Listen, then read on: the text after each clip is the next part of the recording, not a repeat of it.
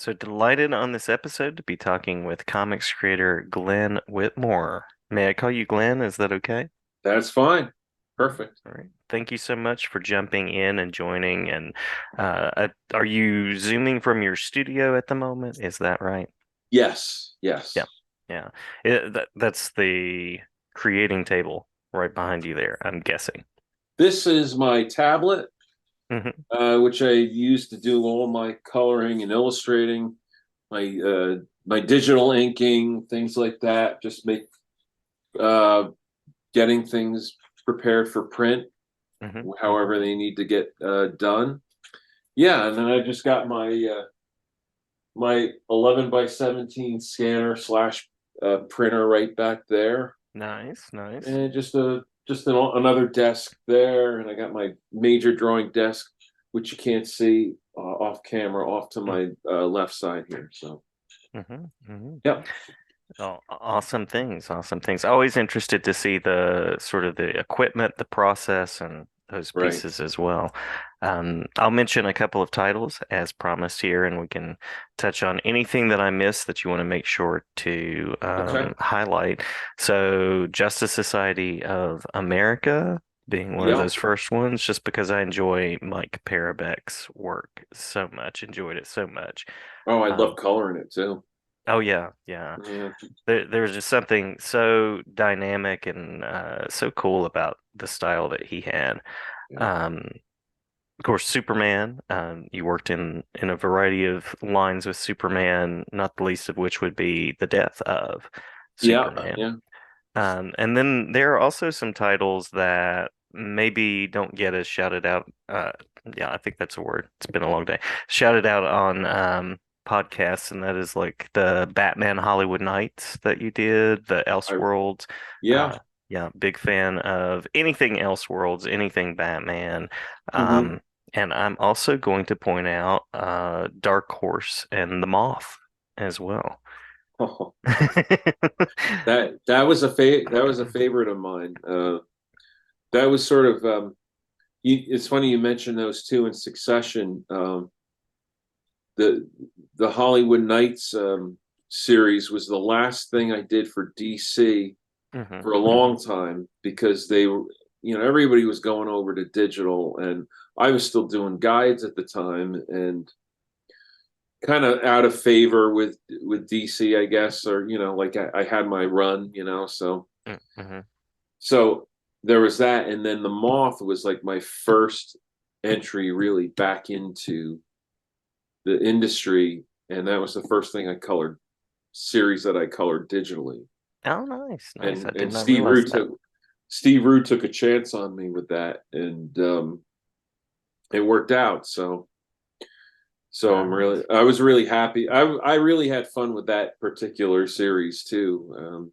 It was just it was a new, fresh character, and Hmm. it took place in the real world, and I liked that, Yeah, yeah. so good times, yeah. And it was, and if it weren't for Steve, and I learned a lot, and I learned a lot, from him at the time about color, and he's always that way, Hmm. always Hmm. willing to teach you about stuff. Matter of fact, he just emailed me today about the Dean Cornwell rule, and Dean Cornwell was an illustrator about seven doing things having things 70% gray and 30% color. Like it's like a kind of a balance thing. And Huh.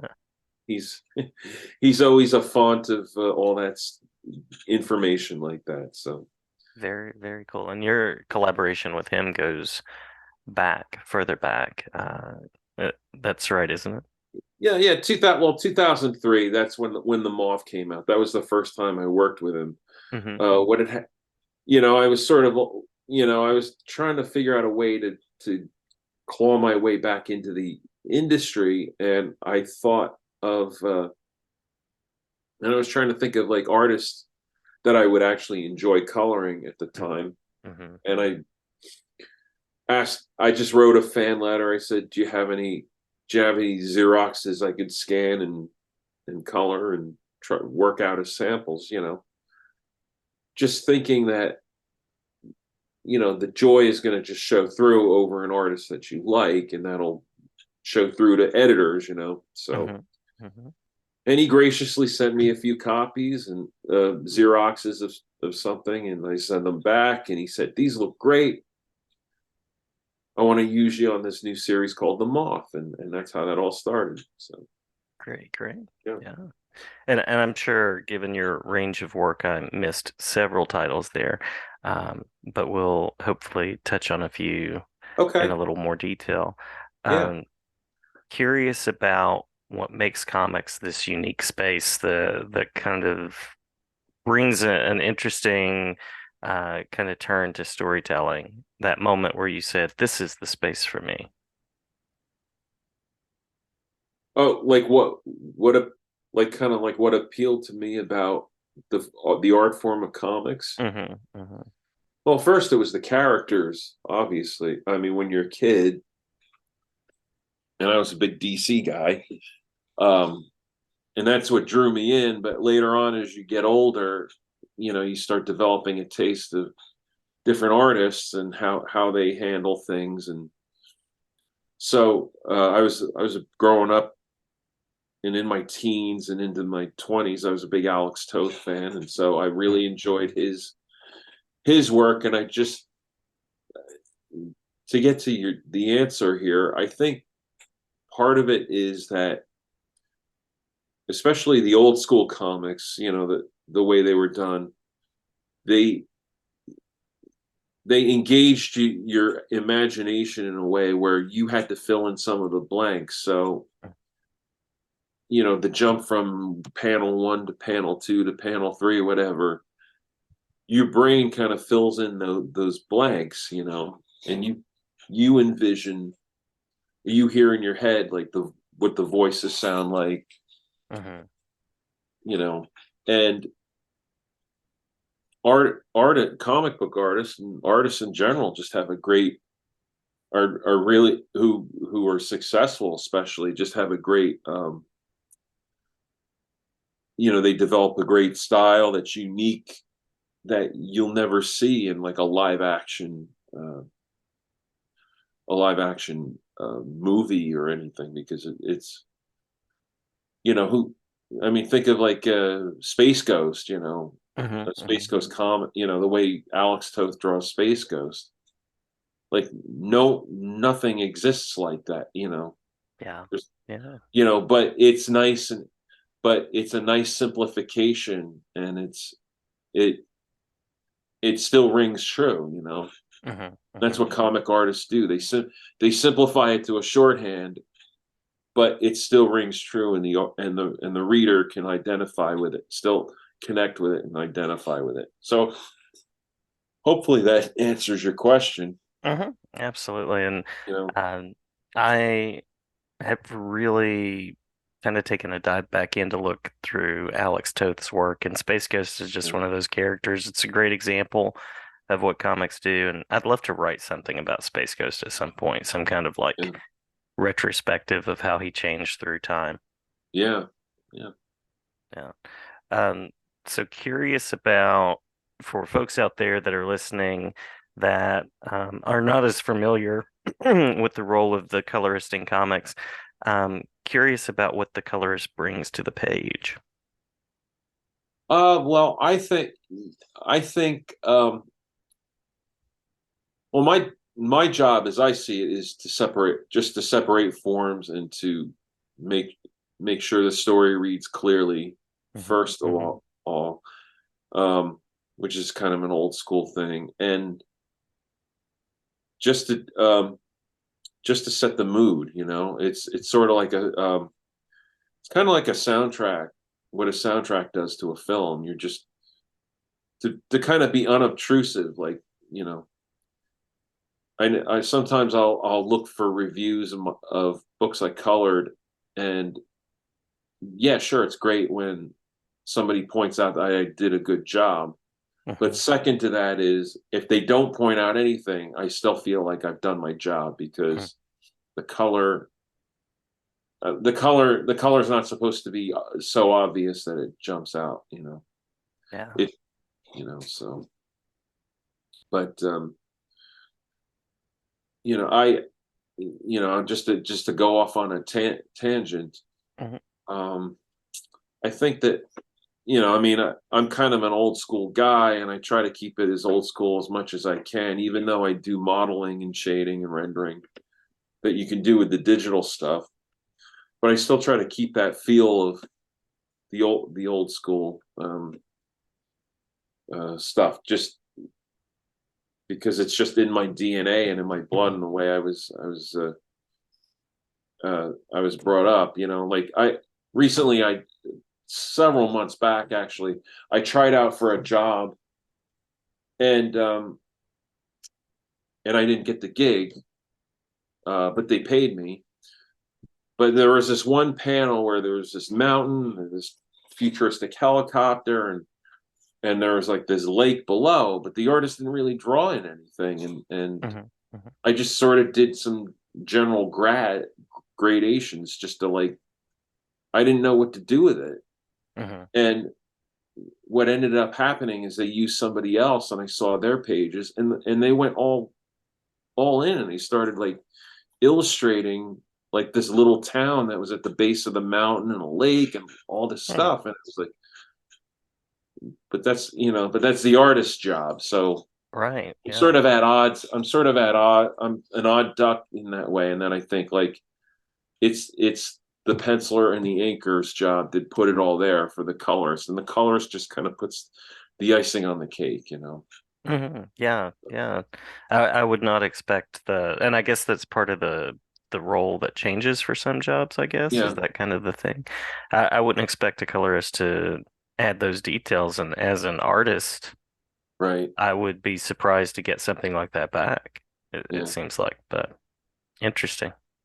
But you know what, I mean, the colorist who did all this digital painting, so to speak, was, I'm imagining that the artist was all too willing to do that. Like, okay, Mhm. hey, we want a town down here, and we want all this, and I was just like, you know, that's it. Kind of blows me away seeing that. Yeah. But anyway, Yeah, I appreciate the old school or classic look of comics. And I mean, of course, grew up reading the like newspaper yeah, edition types of comics that, had that particular smell to them and everything.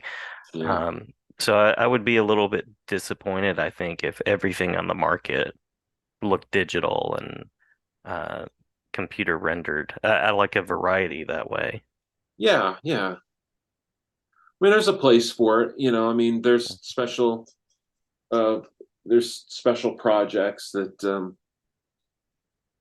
you know it works for, but like Mhm. I just can't imagine month in month out cranking out pages and like being so tied to the idea that you have to basically do a digital painting for every panel. I mean, Mhm. I'm just amazed at colorists who can do that. Actually. Yeah, So, yeah, for sure. yeah, Um, So as you look across your work, I, yeah. I always like to mention my favorites, but I'm curious about some of the best experiences, some of the mile markers, or even just comics that you really enjoyed working on over the years. um Well, the Justice Society was like a personal thing for me because I always loved those characters. And Mm-hmm. plus, I got a really great artist in Mike Parabeck, and I Yeah. was just such a fan. And I tried my best with it, and I really enjoyed it. And that's something I'm really proud of. The fact that I colored the death and the wedding of not only Superman but Archie, because I Mm-hmm. worked on art. I've been working for Archie Comics last 15 years, and I've done milestone storylines with both icons. And I tell you, if DC and Archie ever agree to do a Superman Archie crossover, I want to be the one that colors it. but Absolutely. Yeah. but yeah, so that's something I'm really proud of. It's sort of like a trivia question almost. You know, Yeah. who worked on the Death of Superman wedding of Superman and Archie. Hmm. So that's another thing. And the Life with Archie series, which was like it was sort of a split series where he married Veronica in one half of the book and he married Betty in the other half. And that that was my first regular title coloring digitally, my first monthly title. And that was in 2010 to 2013, and I had a lot of fun with it that was with the Kennedy, especially the Kennedy brothers, drew I think it was the Veronica half, Hmm. where Hmm. and their draftsmanship was great, and their panel design, and they would throw in the kitchen sink, Hmm. but I would sit there and I'd work on it and I didn't mind because I knew I really felt like I was creating a nice real great pieces of art, with these pages. Hmm. You know, they looked like the traditional classic Archie style, but there was a bit of rendering, and the coloring was, I did subtle coloring with it, and you could do that, and it was because the storylines were a little bit more sophisticated. So that was another highlight of mine that I consider. And I'm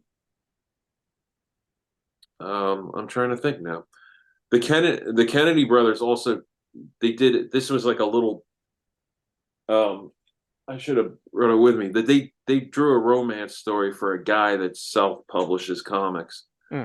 Um, and it had a very Mad Men vibe. Like it had like there were no costumes in it, but it was just like it took place in the '60s and it had retro cars and women in dresses and men in suits, and it was a romance slash spy comic.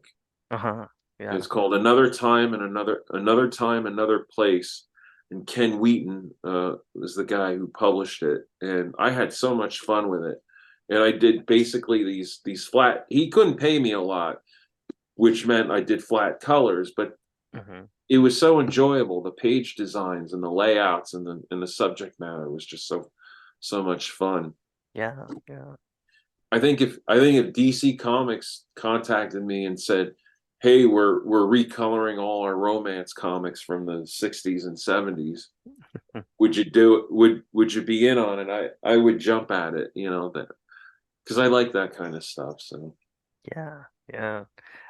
Those definitely need to be pulled back out. There's so many comics from years and years that yeah, I mean, and they can be readily available on digital platforms. So yeah.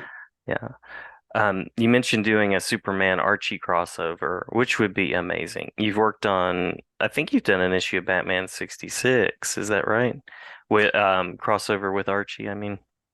I just did a color to variant cover Yeah, yeah, that's with what I was thinking about. Jerry Ordway had drawn it. That was the bright yellow color. It really popped. And Jerry's another guy who's been like really gracious to me. Oh yeah, yeah. And he got me in on the Death of Superman 30th anniversary reunion Hmm. project and the return of. And they could have gotten some modern day colorist who's going to make it all shiny and everything, but they, they trusted me with these flashback sequences in those books, and it worked. And whatever I did worked well, and I was really proud of that too, just to be included. When they get the boys back in the band, to be Hmm. included in that reunion, that was something special for me as well. Yeah, yeah. I really enjoyed Jerry Ordway's take, the comics adaptation of the first Michael Keaton Batman film. I Yeah, enjoyed that. And I think around the same time, it wasn't long after that, you did a Flash TV special that was also an issue that I love as well. Yeah.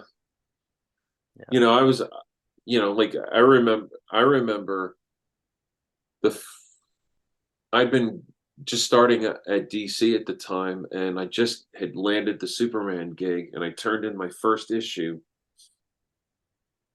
and Jerry was there in the office, and which was a real thrill to meet him for the first time because I'd been a fan of his going back to All Star Squadron, and so to meet the guy who drew All Star Squadron, that Mhm.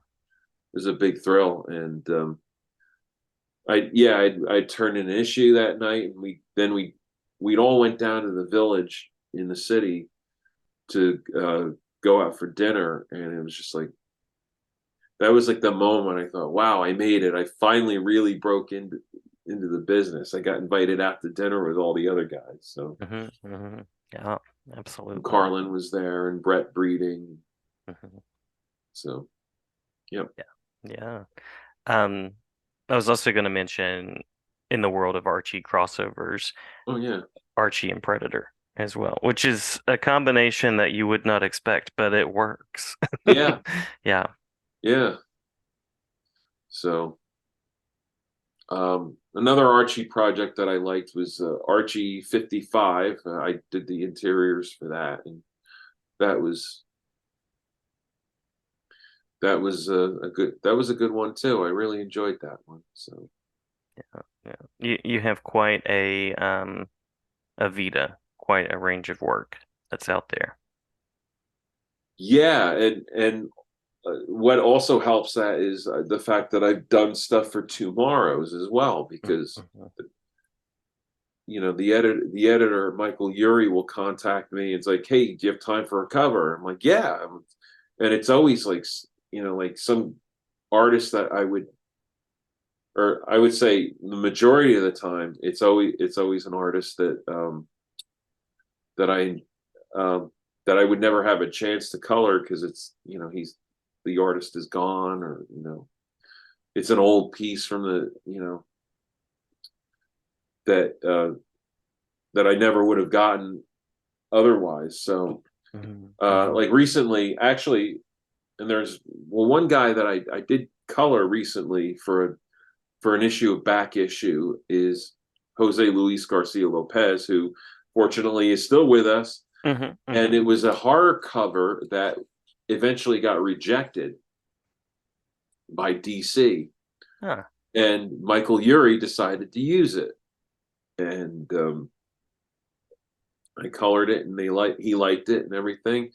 And a couple of months afterward, I did a show in Pennsylvania, and Jose was there, and I showed him a JPEG of what I had done, and he liked it, and he didn't particularly remember why it was rejected or who even the editor he'd done it for. Mhm. But because he's done so much stuff. I mean, this was like a drop in the bucket for him. So, but so it was cool to be able to show him that my colors for that cover. So it's a horror cover. It's like this giant Venus flytrap Yeah. Yeah. eating somebody. It was a little. I guess it was a little too. I don't know, graphic. I guess for a cover. I guess, Mhm. Mhm. but Neil Adams eventually wound up redrawing it. So Uh, well, yeah, good on Michael Urey for pulling that piece over and using it. yeah, Yeah. yeah. He's really good that way. And so so I've colored like just it seems like all the best. Kubert, Kirby, just Burn. Mhm. Mhm. Um, I'm trying to think.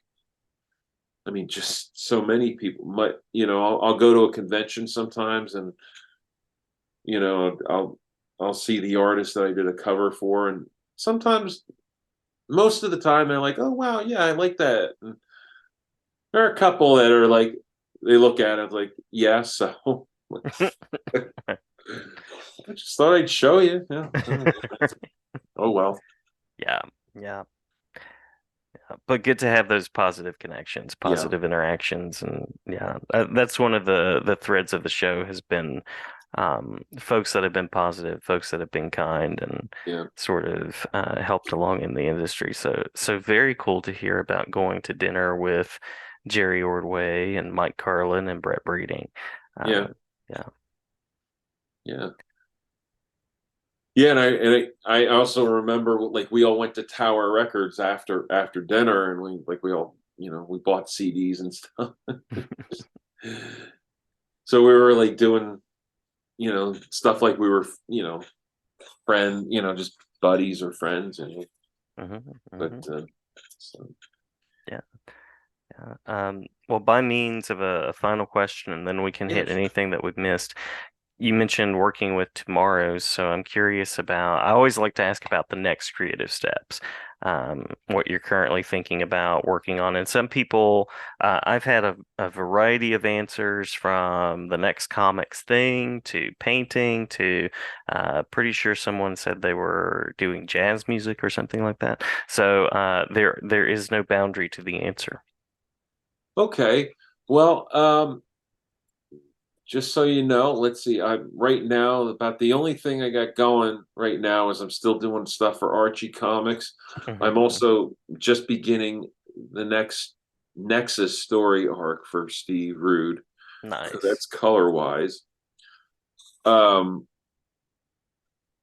I might need help with that though. But anyway, so I got that going. Um, just this past year, and I'm hoping it continues. Is there's a newspaper supplement that collects strip style strip style stories done by different comic creators, hmm and I was invited to join this group. And if you just hold on a second, clear. Yeah. Um, it's called A Kid in a Comic. Oh, nice, nice. So it's like this guy had an idea. John Canacri is his name, and he had this idea to put together like a Sunday style newspaper supplement. Love So it. like Scott Hanna has a thing called Dodge and Hustle, and that's the front page, and hmm I'm always like on the inside of the first page here. So this is my self published character, Captain Clockwork, I love it. and so that's my that's my property, my my IP, and Uh-huh. which I've also done a Kickstarter, and I've got extra copies on my online store. But so I'm hoping to do more of that because the guy wants to do. I just wrapped up the 7 strips, but the hmm guy wants to continue it, and so I want to continue that as well. And what else?